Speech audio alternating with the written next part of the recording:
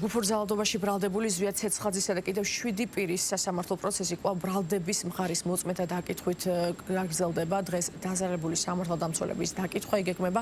ბრალდებულებს 4 სექტემბერს ეწურება წინასწარი პატიმრობის 9 თვიანი ვადა. ამ დროისთვის მოსამართლემ განაჩენი უნდა გამოაცხადოს.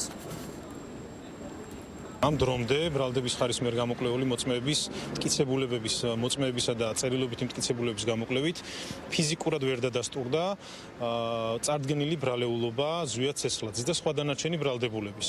ვერც ერთმა მტკიცებულებამ ამ დრომდე ვერ დაადასტურა, ვერ გამოკვეთა ზვია ცეცხლაძისთვის ბრალად შერაცხული ქმედების მის მიერ ჩადენა. შესაბამისად მიგვაჩნია, რომ წარმოდგენილი სხვა მტკიცებულებები, რომლის გამოკლევაც მოხდება და სასამართლო მოისმეს მათ ჩვენებებს, ვერ დაადასტურებს ზვია ცეცხლაძის ბრალეულობას. 4 სექტემბერი არის ის ვადა, როდესაც 9 თვიანი დაკავების ვადა იწურება. შესაბამისად იძულებულია პროკურატურა, რომ ყველანაირი ხერხები და დაჩქარებული წესით მოხდეს განხილვა.